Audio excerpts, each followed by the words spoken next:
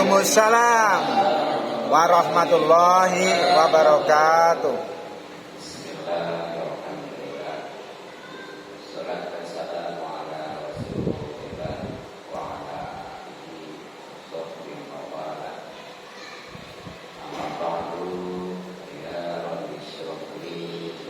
Amin. Amin.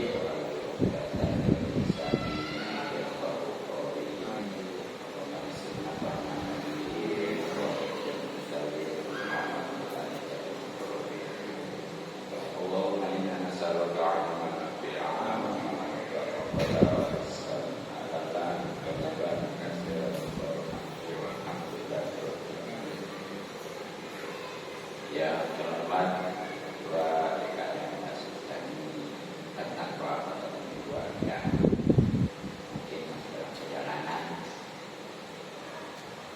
khususnya kepada grup atau jajarannya, di antaranya Alhamdulillah Al-Ustaz Haji Iwan Setiawan, Al-Ustaz Haji Gayo, dan para tokoh serta sepuh dan makan, mudah-mudahan banyak umurnya dalam sehat dan batin, sehingga bisa istiqomah mendidik kita di jalan Allah Subhanahu wa taala. Pada hadirin jamaah majelis taklim yang mudah kita semua selalu dimuliakan dan diberikan taufik dan cara hidayah dari Allah Subhanahu wa taala. Mudah-mudahan umur kita dirahmati dan diberkati serta diridhoi oleh Allah Subhanahu wa taala, dan insyaallah akan para besar dunia alhamdulillah kita bisa baru kumpul dan silaturahmi. Mudah-mudahan rezeki kita dimudahkan dan diberkahkan, kita dibanyakkan dalam perkara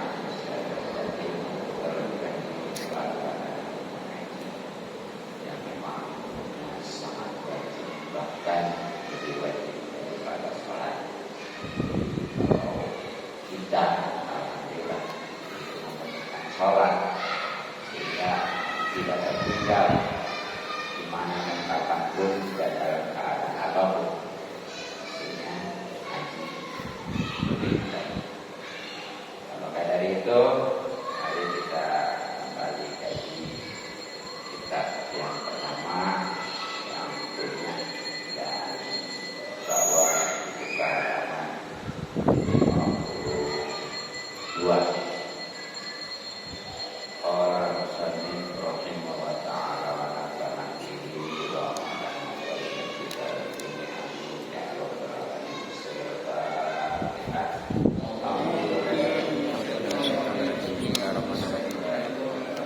Alhamdulillahirabbil alamin.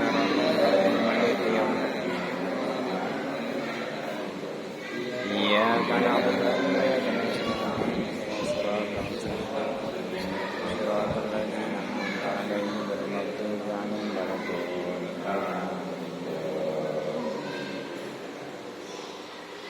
Bismillahirrahmanirrahim. Wa qala, dan bersabda baginda Nabi Sallallahu alaihi wasallam. Man sholat, siapa orang yang sholat ba'dal maghribi, sholat maghrib, ini 2 rakaat, qabla ayat lama, sebelum dia berbicara, kutiba, maka 2 rakaat sholat tersebut dapat diinginkan di dalam mimpi. Masih di bab yang 14 kita berbasis atau mantan dari awal, yakni tentang keutamaan atau keutamaan ibadah sunnah khususnya sholat. Nah, di antaranya sebagaimana barusan nanti sabdanya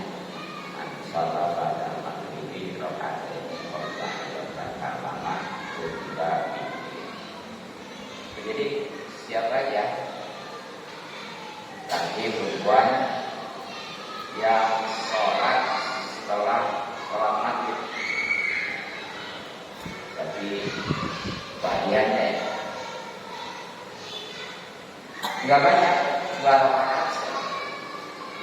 Asal sebelum berbicara ngomong, dan ini maksudnya bukan berarti nggak boleh membaca sama sekali.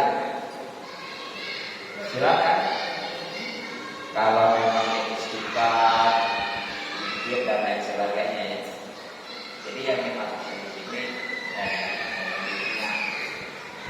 Kalau ngomong zikir, istighfar, nah kalau sudah demikian, sholat itu akan dicatat kayak ini. Nah ini itu semacam panggung besar, buku catatan amal baik khususnya manusia. Insyaallah.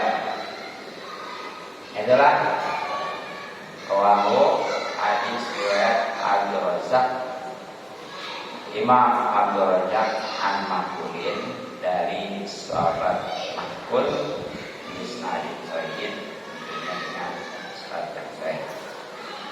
Ya bahkan ada suatu kaidah dari Ibnu Hibban dan dari Imam Tabrani bahwa tidak ada sholat wajib pun kecuali sebenarnya sebelumnya itu ada sholat qobliyah. Makanya di samping ba'diyah maghrib ya, begitu juga isya, qobliyah juga ada. Jadi ada, pernah ya saya ngaku bahwa yang namanya sholat maghrib dan sholat isya nggak ada qobliyahnya. Ya memang secara hadis yang khusus itu mungkin mereka menunggu ini. Jadi pada menjadi kaidah itu bahwa setiap sholat wajib itu pasti ada sholat qobliyahnya. Nah, kalau variannya tergantung kan ya. Khususnya kan seperti sholat subuh, sholat asar kan nggak ada. Tapi kalau yang namanya wajib itu semuanya ada. Ya, bahkan qobliyah setiap ada. Bahkan ada yang makan. Dan juga kalau memang mau nih, setelah sholat maghrib itu luar biasa. Itu ada yang namanya sholat awal. Keutamanya keuntungannya untuk menjaga iman. Itu sholatnya 6 rakaat. Kalau mau bacaannya setiap rakaat setelah Fatihah membaca surat Al-Ikhlas 6 kali, kemudian Al-Falaq 1 kali dan Anas sekali. Ya, bagusnya dua-dua. Ya niatnya sholli sunnatal awwalina rakaataini lillahi ta'ala. Kalau memang dia mau dua, Allahumma inna nas'aluka imani ya fahfadhu alayya. Artinya ya Allah, saya menitipkan iman, makanya jagalah. Ya kalau memang saya nggak bisa bahasa Arab atau mengerti, nggak apa-apa. Ya Allah, jagalah keimanan saya.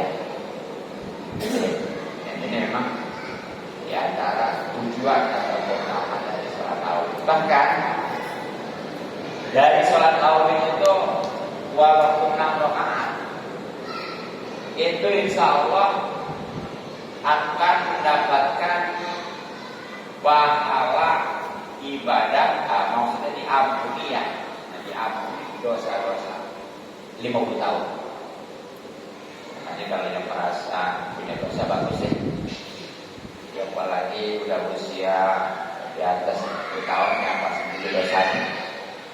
Maka ini solusinya ya, dengan cara sholat awal waktunya habis maghrib, pokoknya masalah maghrib dan isya, rokaatnya itu 6, baca hadis selawat, niatnya usul surat al-awal punya rokaat ini, nilai ta'ala bacanya setiap rokaat habis Fatihah, membaca surat al-ikhlas 6 kali, membaca surat al-falaq 1 kali, dan Anas 1 kali. Ya. 2 kali. Untuk mungkin maghrib pada isya. 3 kali salam. Iya, bagus ya. Waktu berkah antara maghrib dan isya. Jangan diambil gitu aja. Apalagi yang bagus itu mah daripada maksiat gitu lah ya. Jadi ada anak-anak di kampung itu kan maghrib ya. Tujuannya memang supaya mereka juga nggak tidur ya. Ada larangan sholat maghrib ya. Jadi kalau mau tidur sholat isya. Jangan sudah sekalian kita aja. Nantinya lakukan sekarang. Bagus. Nah kemudian waqala dan telah bersabda baginda Nabi Sallallahu Alaihi Wasallam, man sholat, barang siapa yang melakukan sholat arba'a rakaatin, 4 rakaat pada isya'i, sesudah isya, qabla ayat takallama, sebelum dia berbicara sesuatu, bakaan nama adroka, maka seakan-akan dia mendapatkan Lailatul Qadri, Lailatul Qadar bil Masjidil Haram, di Masjidil Haram. Jadi siapanya yang sholat 4 rakaat setelah sholat isya, yang selama ini kita ketahui kan 2 rakaat ya. Nih, kalau pengen dapat keuntungan ini 4 rakaat, yaitu boleh disekaligusin dengan 1 sholli dan 1 salam, pasti bisa kita tahu ya, yang 2 tasawuf sama sholat isya.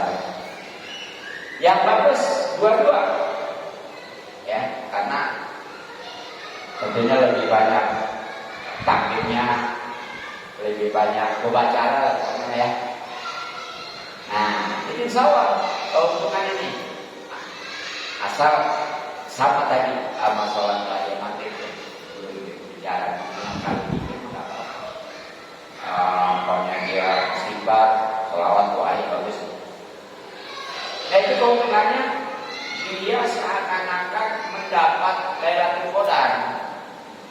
Dan itu waktu Ramadan ya, pengen biasa dapat Lailatul Qadar. Karena kan kalau udah dapat Lailatul Qadar luar biasa, itu lebih baik daripada 1000 bulan. Kalau dihitung tahun itu 83 atau 84 tahun. Dan itu rahasia kan? Kita waktu Ramadan kemarin wawalan itu ada yang pas apa enggak gitu ya. Jadi sulit.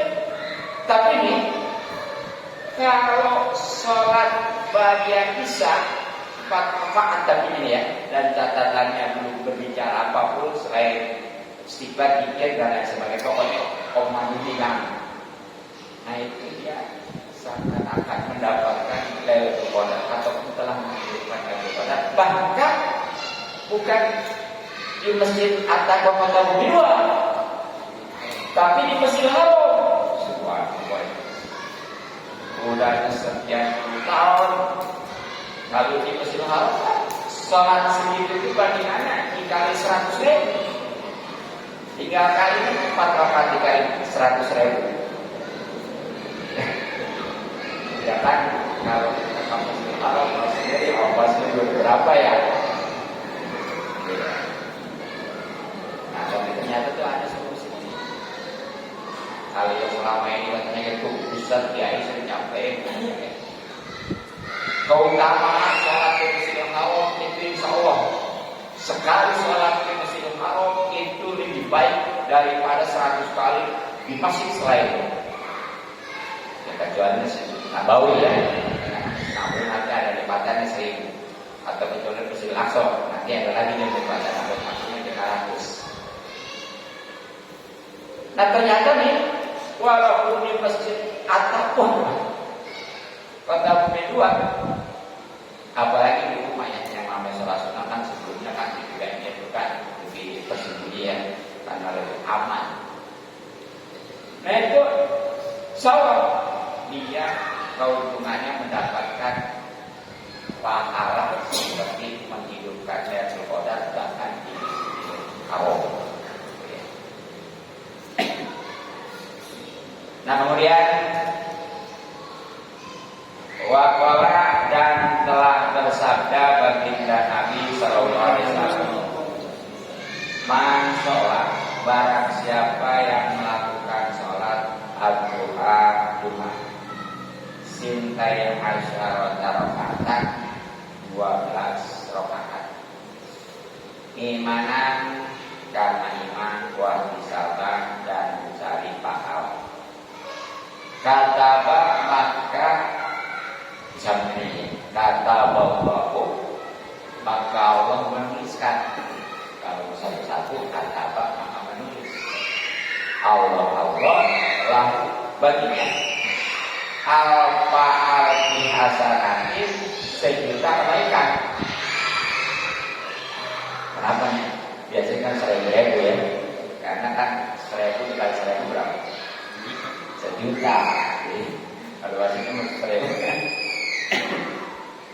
1 juta kebaikan. Wa maha dan menghapus Allah maksudnya anhu daripadanya yang sholat alfa alfi sayatin 1 juta kejelekan. Warofa dan mengangkat Allah juga lahu baginya yang sholat alfa alfi darajatin 1 juta derajat. Wabana dan wabanallahu dan Allah membangun. Kalau satu-satu wabana dan membangun Allah lahu enggak ada tuh mestinya tuh lahu baginya tapi ada di belakang ya. Lahu baitan sebuah rumah baginya. Mestinya kalau satu-satu lahu baginya baitan sebuah rumah bil jannati di dalam surga.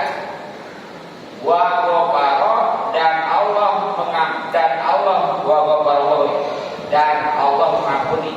Kalau satu-satu wa ghafara dan mengampuni Allah lahu baginya dunubahu dosa-dosa kullaha semuanya. Jadi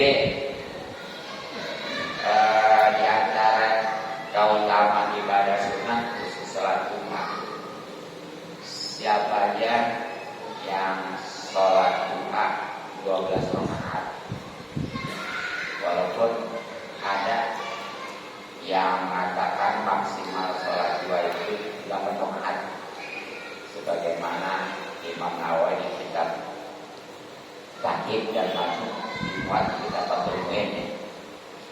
Jadi mau 8. Nah kalau di sini maksimalnya 12. Yang jelas minimalnya 2 rakaat. Nah ikutin yang 12 rakaat nih keuntungannya. Insya Allah asal catatannya karena iman dan ikhlas karena Allah ya, bukan macam-macam. Nah itu pasti Allah catat untuk yang salat tersebut dengan beberapa keuntungan sebagai keuntungannya. Satu, itu tadi Allah catat 1 juta kebaikan. Yang mau kebaikan kan kita berat ya. Jangankan istilahnya yang berhubungan dengan materi, dengan perbuatan aja kan malas. Jangankan banyak ya, 1 juga. Nah ternyata nih dengan sholat duha 12 rakaat, itu sudah dicatat oleh Allah 1.000.000 kebaikan. Yang kedua, dihapus 1.000.000 keburukan. Nah, makanya nih kita kalau memang merasa berdosa ya, inilah kesempatan untuk menghapusnya sampai 1.000.000 dengan sholat duha. Yang ketiga, Allah angkat 1.000 derajat. Insya Allah ya, baik di dunia lebih-lebih 1.000.000 ya, 1.000.000 derajat. Ini insya Allah baik di dunia lebih-lebih nanti di akhirat ya. Jadi terhormatlah insya Allah. Dan Allah membangun suatu rumah di surga nanti. Ya berarti udah ada tuh ya fasilitas udah disiapin. Ya berarti itu kemungkinan besar masuk surga ya. Dan yang namanya surga itu bangunannya istimewa juga mekar. Kalau di dunia kan seistimewa apapun ya hancur gitu. Bahkan ya Allah mengampuni seluruh dosa-dosa. Alhamdulillah ya. Makanya jangan lewatkan ya sholat duha itu. Waktunya kan setelah matahari terbit sekitar mata 1 tombak ya, kalau sekarang kurang lebih 12 menit ya, dari matahari terbit. Nah, sampai sebelumnya istiwa ya. Pokoknya kisaran dari jam 6:30 sekarang nih sampai jam 11:30 kan. Kalau pas matahari di atas boleh. Ya. Sekarang 11:30 masih bisa, apalagi jam 11. Tapi utamanya itu jam 9. Tujuannya supaya setiap 3 jam itu nggak kosong kita ini berhubungan dengan Allah. Sekali di mana jadi kan penyalahannya biasanya kan itu 3 jam. Ya bahkan masuk sampai makanya sampai 3 jam. Contoh dari Zuhur ke Asar ya 3 jam, dari Asar ke Maghrib 3 jam. Dari doa dari Maghrib ke Isya ya. Nah dari Isya itu masuk jauh ada tahajud. Nah kemudian dari subuh ke jauh-jauh ada duha, gitu ya. Makanya sahur ya kalau dipanggil demikian. Nah itulah hadis dan wafir riwayat Tirmidzi, dan di dalam riwayat Imam Tirmidzi wa Ibnu Majah dan Ibnu Majah An-Anasin dari sahabat Anas isnad dhaifin tapi dengan isnad yang lemah. Man sholat, barang siapa yang melakukan sholat ad-duha sintai asyarata rakaatan 12 rakaat, banallahu maka Allah membangun lahu baginya qasran sebuah hidup bil jannati di surga min jahabin dari emas. Jadi bukannya bata lagi, apalagi kabel naik, tapi dari emas. Kita mah dulunya boro-boro rumah ya, buat perhiasan juga kan tahu sendiri.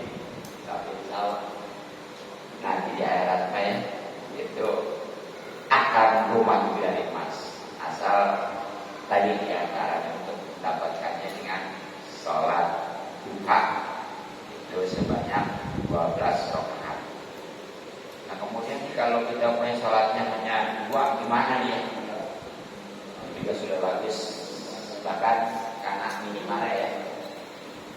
Bahkan walaupun dia sholat duhanya hanya 2 rakaat, itu sudah ditetapkan termasuk orang-orang yang tidak kalah.